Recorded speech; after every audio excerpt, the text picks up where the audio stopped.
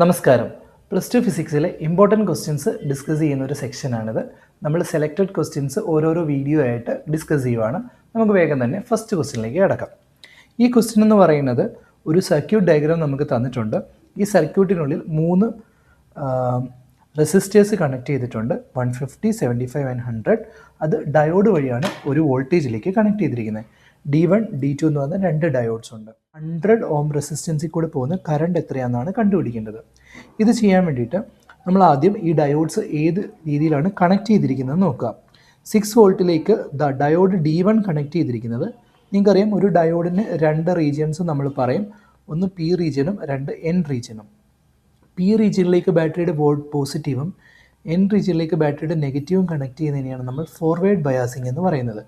Forward ബയാസിങ്ങിൽ ഒരു diode conduct ചെയ്യും. Okay, അപ്പോൾ ഇതുവഴി കറണ്ട് പാസ് ചെയ്തു പോകും. സോ നമ്മൾ ഇവിടെ നോക്കുവാണെങ്കിൽ ഇത് ഫോർവേഡ് ബയാസ്ഡ് ആണ്. D1 എന്ന് പറയുന്ന ഡയോഡ് ഫോർവേഡ് ബയാസ്ഡ് ആണ്.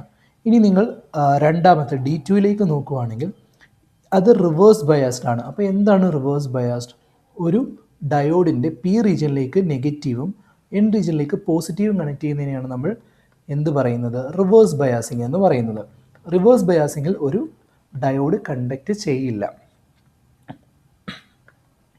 ഓക്കെ, ഡീറ്റെയിൽ ആയിട്ട് പറയുവാണെങ്കിൽ മൈനോറിറ്റി കാരിയേഴ്സിൻ്റെ കണ്ടക്ഷൻ അവിടെ ഉണ്ട്. പക്ഷേ നമുക്ക് ഇവിടുത്തെ കേസിൽ അത് ആവശ്യമില്ല, അത് കണ്ടക്റ്റ് ചെയ്യുന്നില്ല എന്ന് തന്നെ നിങ്ങൾക്ക് പറയാം. ഓക്കെ, നൗ നമ്മൾ ഇതിലേക്ക് നോക്കുകയാണെങ്കിൽ ഡയോഡ് D2 റിവേഴ്സ് ബയാസ്ഡ് ആണ്. So there is no current flow through this D2.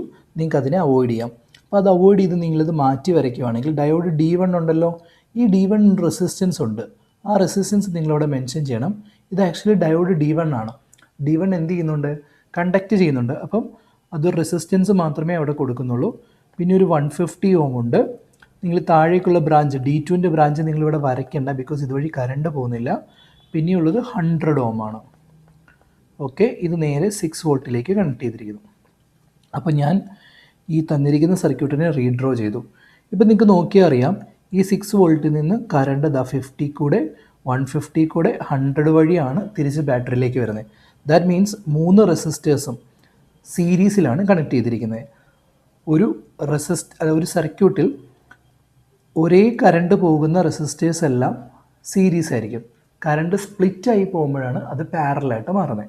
So ഇവിടെ 50 കൂടെയും 150 കൂടെയും 100 കൂടെയും പോകുന്ന സെയിം കറണ്ടാണ്. സോ ഇവർ 3 പേരും സീരീസിലാണെന്ന് നമുക്ക് പറയാം. അപ്പോൾ സീരീസ് ബേസ് ചെയ്ത് ഇതിൻ്റെ ടോട്ടൽ റെസിസ്റ്റൻസ് എന്ന് പറയുന്നത് total resistance is equal to R1 + R2 + R3. നിങ്ങൾക്കറിയാം, സീരീസിൻ്റെ ഇക്വേഷനാണ്. സോ ഇതിലിട്ട് കൊടുക്കുമ്പോൾ നമുക്ക് 50 + 150 + 100 എന്ന് വരും, വിച്ച് ഈസ് ഈക്വൽ ടു, നിങ്ങൾക്ക് നോക്കിയാൽ അറിയാം, 300 ഓം എന്ന് വരും. ഇതാണ് ടോട്ടൽ റെസിസ്റ്റൻസ്. ഇനി നിങ്ങൾക്കറിയാം, അവിടെ 50 കൂടെയും 150 കൂടെയും 100 കൂടെയും പോകുന്ന കറണ്ട് സെയിം ആണ്. അതുകൊണ്ട് തന്നെ 100 ഓമിൽ കൂടെ പോകുന്ന കറണ്ട് കണ്ടുപിടിക്കാൻ നമ്മൾ ടോട്ടൽ കറണ്ട് കണ്ടുപിടിച്ചാൽ മതി. ടോട്ടൽ കറണ്ട് I തന്നെയാണ് അതുവഴി പാസ് ചെയ്ത് പോകുന്നത്. So I is equal to V/R ആണ്. I is equal to V/R. Here V is equal to 6 volt by resistance is 300 ohm. അപ്പോൾ അങ്ങനെ വരുമ്പോൾ നിങ്ങൾക്കിത് കട്ട് ചെയ്യാം.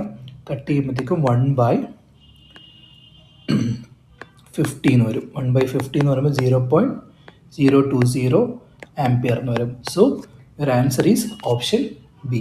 സോ ഇതുപോലുള്ള പല ടഫ് ലെവലിലുള്ള ക്വസ്റ്റ്യൻസ്, ഇത് വളരെ സിമ്പിൾ ക്വസ്റ്റ്യൻ ആണ്. നമ്മൾ തുടക്കം എന്ന രീതിയിൽ ഇത് എടുത്തതേ ഉള്ളൂ.